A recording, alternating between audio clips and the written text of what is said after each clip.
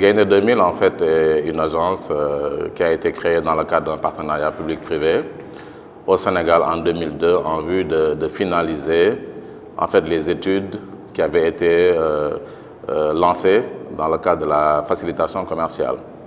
Et donc, en fait, l'objectif essentiel était de fédérer les acteurs autour d'une plateforme informatique de façon à faciliter tout ce qui est collecte de documents administratifs en vue du dédouanement des marchandises. Donc cela s'est réalisé quasiment depuis 2004, où nous avons été quasiment un des premiers guichets uniques d'Afrique. Je dis même d'Afrique. Et cela a valu quand même une reconnaissance à Gaïndé 2000, non seulement dans les recommandations internationales, parce qu'aujourd'hui, si vous regardez les recommandations en termes de guichet unique du commerce extérieur, vous allez retrouver l'exemple du Sénégal dans ces recommandations, qui est particulièrement la recommandation 33 de l'UNCFAT.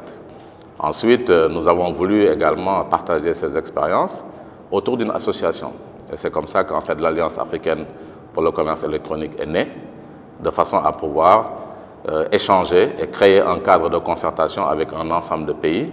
Et l'Alliance aujourd'hui compte à peu près 19 membres, même, et qui permet aujourd'hui, dans le cadre d'une conférence comme celle-ci, de pouvoir partager les expériences des différents pays, comme vous l'avez vu dans la présentation de ce matin, où nous avons fait le cas de mise en œuvre en fait, de chacun des pays, de façon à avoir l'état des lieux et le niveau de développement de chacun de ces pays-là dans le cadre de la facilitation commerciale.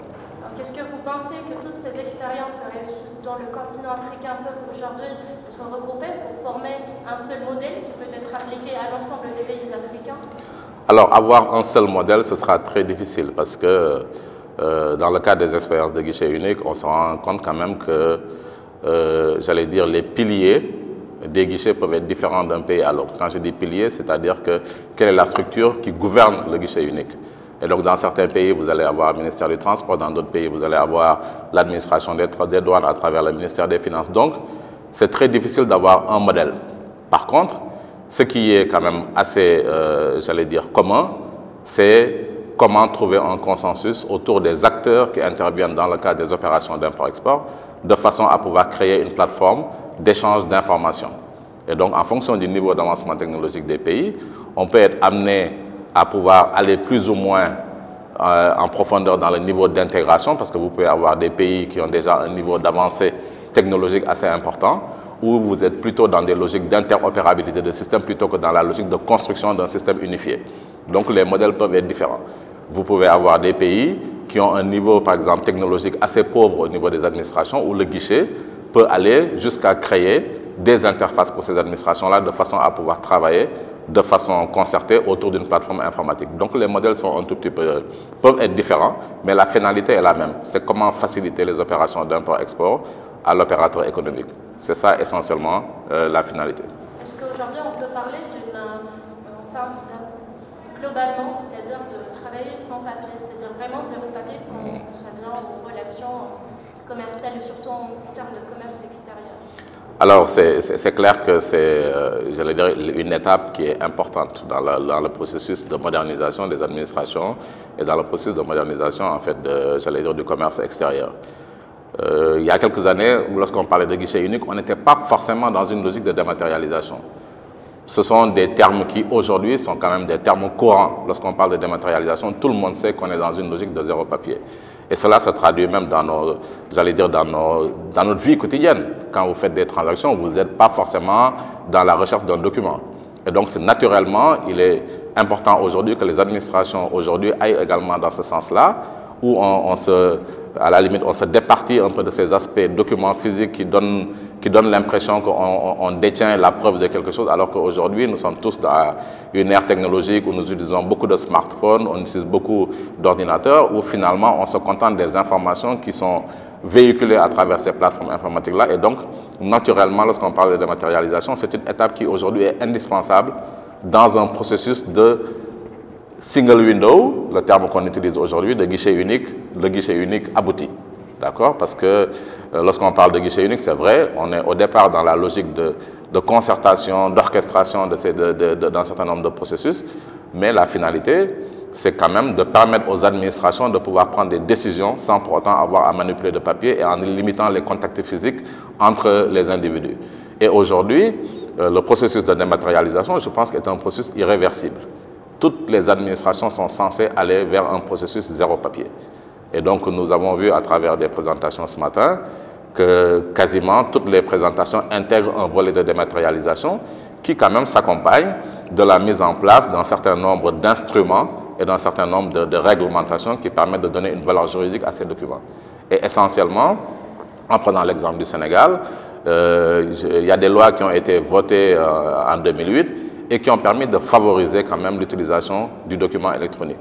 Et nous nous en réjouissons et nous voyons aujourd'hui à travers une conférence comme celle-ci, c'est quand même l'orientation qui est donnée à la plupart, j'allais dire, des acteurs et à la plupart même des pays qui sont aujourd'hui en train de mettre en place ces guichets-là, que l'utilisation du document électronique en allant vers le zéro papier est irréversible.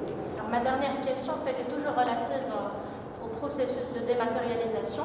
Est-ce que vous pensez, en fait, vu votre expérience en fait, au Sénégal, mais aussi votre vision du continent africain, que ça peut développer le commerce extérieur dans le continent, notamment en facilitant le processus et également en développant la compétitivité des entreprises? Alors oui, tout à fait, parce que lorsqu'on regarde dans certaines interventions, on se rend compte aujourd'hui que nous avons eu des thèmes comme comment le guichet unique aujourd'hui peut favoriser l'intégration sous-régionale. Et donc dans ce sens-là, il s'agit essentiellement de faire en sorte que les opérations de commerce extérieur d'un pays à l'autre soient favorisées par des processus qui interviennent à travers des plateformes de guichet unique. Nous parlons souvent de National Single Window et de Regional Single Window qui permet au moins à partir d'un guichet unique déjà national qui permet d'avoir l'ensemble des, j'allais dire, des processus qui sont déjà dématérialisés et orchestrés, de pouvoir échanger avec d'autres pays en facilitant les opérations aux opérateurs économiques.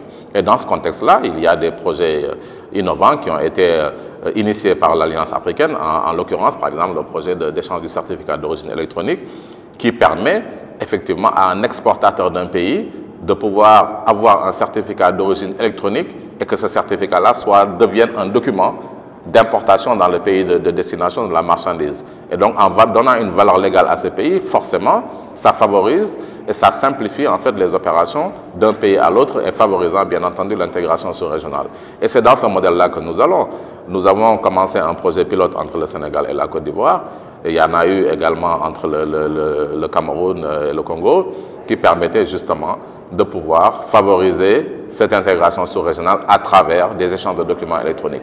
Et donc oui, à la réponse à votre question, l'utilisation du document électronique est bien entendu un facilitateur dans le cadre des opérations d'import-export. Vous avez parlé là de partenariat entre différents pays. Est-ce que la conférence aujourd'hui, cette 5e édition, vous a permis en fait d'avoir plus d'horizons pour des partenariats notamment et des échanges d'expériences? Oui, bien entendu, parce que je pense qu'un forum comme celui-ci, le Single Window Conference, est une conférence déjà qui est inscrite comme étant un événement annuel sous l'égide de l'Alliance africaine de nouveau pour le commerce électronique. Et il est important que ce cadre-là permette d'avoir un cadre d'échange, d'avoir un cadre de concertation, de découverte de partenaires nouveaux, et donc sur différents aspects, parce que comme nous comprenons aujourd'hui, dans la mesure où nous sommes dans quand même les éléments technologiques aussi, c'est que le guichet unique peut être également, j'allais dire, la composition d'un ensemble de leviers technologiques qui permettent d'avoir un guichet unique le plus complet, qui intègre des solutions de paiement, qui intègre des solutions de digitalisation ou de signature électronique. Et donc, le forum permet également d'avoir d'autres acteurs qui sont des exposants, qui viennent aujourd'hui présenter des solutions technologiques qui peuvent être des compléments à des plateformes qui existent et donc qui permettront à ces plateformes-là d'être dotées d'outils qui sont les plus innovants aujourd'hui en matière de technologie. Je vous remercie, monsieur. Merci.